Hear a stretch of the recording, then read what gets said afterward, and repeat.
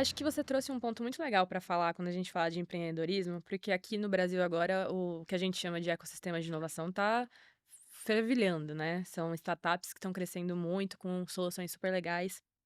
E quando a gente fala sobre empreendedorismo ou sobre startup, a gente fala sobre validação do problema, como que a gente realmente vê que o problema é relevante do jeito que a gente está falando, sobre o crescimento, fase de crescimento de uma startup e a fase de escala. Você consegue trazer, pelos empreendimentos que você teve, quais foram os maiores desafios de cada uma delas? Então, como que foi, seja na Renditalco ou em algum empreendimento anterior, a fase da validação, depois a fase de escala, quais foram os desafios em cada uma dessas fases? Tá, eu acho que a gente teve muitos desafios, vou tentar lembrar de alguns. Mas eu acho que lá no começo era desenhar um mínimo produto Viável, viável, sim.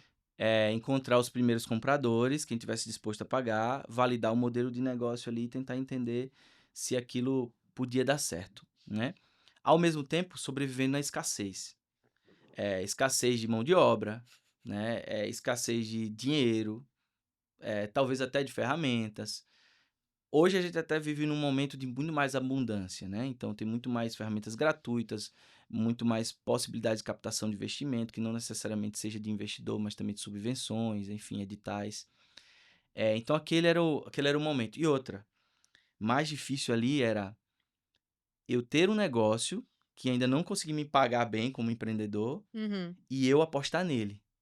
Né, então como que porque a gente precisa sobreviver, e Sim. meus sócios tinham os empregos deles, eu tinha minha empresa, então qual era o ponto da gente, focar 100% em mergulhar na Talk, né, esse era um desafio. Então era como e eu acho que é um desafio de muitos empreendedores. E os empreendedores muitas vezes, eles fazem um negócio part-time, né, Sim. e empreendedor part-time não consegue ter sucesso, porque você não consegue focar, você não consegue mergulhar. Então, você tem que estar por inteiro lá dentro da sua empresa. Então, eu acho que esse era o maior desafio, equilibrar ali as relações, de sobrevivência pessoal e sobrevivência da empresa. Depois disso, a gente percebeu que o produto funcionava, que existiam empresas dispostas a pagar, só que a gente tem que criar um portfólio, né, e a gente tem que trazer os primeiros grandes clientes.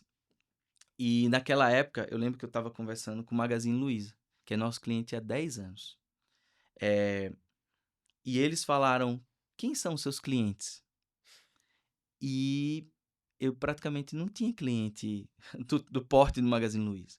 E muitas vezes um cliente, precisa dessa que a gente chama de prova social, Sim. que é olhar e dizer assim, o que é que me faz, confiar mais nessa empresa, a ponto de eu querer comprar esse produto. E a gente usou uma estratégia que eu acho que foi muito legal. Ao invés de eu dizer que não tinha nenhum cliente e que ele ia ser o meu maior e tal, talvez a gente entrar numa negociação meio que, complicada, onde a gente ia estar muito inferior naquela discussão. Eu disse: "Vocês têm condições de ser o primeiro e-commerce acessível do país com a nossa ferramenta. Então vocês têm a possibilidade de serem inovadores e serem pioneiros no uso dessa solução." Então, ao invés de falar que eu não tinha ninguém, eu mostrei a possibilidade, o lado positivo deles serem os primeiros do segmento deles a terem acessibilidade com a nossa ferramenta. E aí a gente virou um pouco o jogo, né? Outra estratégia que eu usei nesse momento foi, eh, dar gratuitamente a licença da nossa ferramenta para alguns sites, né. Para quem não conhece, a gente é um plugin, de acessibilidade para sites, então tem Libras e outros recursos assistivos que fazem com que pessoas com deficiência naveguem melhor naquele site e as empresas cumpram legislação.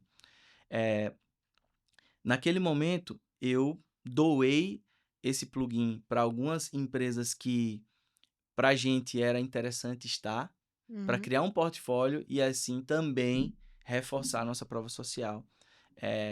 Boa parte dessas empresas viraram nossos clientes depois também. Então, naquele momento a dificuldade era como fazer as primeiras vendas relevantes para o negócio. E a gente construiu esse portfólio. E aí, passando nisso, hoje a gente tem mais de 1.000 empresas como clientes, né, na Rentalk. E o grande desafio agora nessa etapa de scale up ali, de escalar, é a etapa internacional que a gente está tendo, está dando outro friozinho na barriga de ir para outro país, entender cultura lá, entender se o nosso produto no Brasil ele se adapta bem lá ou se a gente precisa modelar ele de novo para adaptar a cultura de um outro país.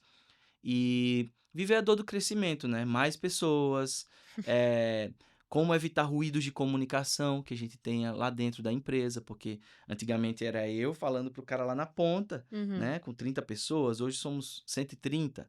Então, como que a gente pode evitar com que haja o telefone sem fio ali da Sim, comunicação dentro da empresa? Porque boa parte dos ruídos dentro da empresa é de comunicação. E a gente está aqui para resolver um problema de barreira de comunicação, só que entre surdos e ouvintes. sim. E se a gente não resolve também o nosso, a gente tem um problemão. Então, eu acho que é como crescer e manter ágil e eficiente. Talvez esse é um grande desafio de uma startup que já está numa maturidade como a nossa.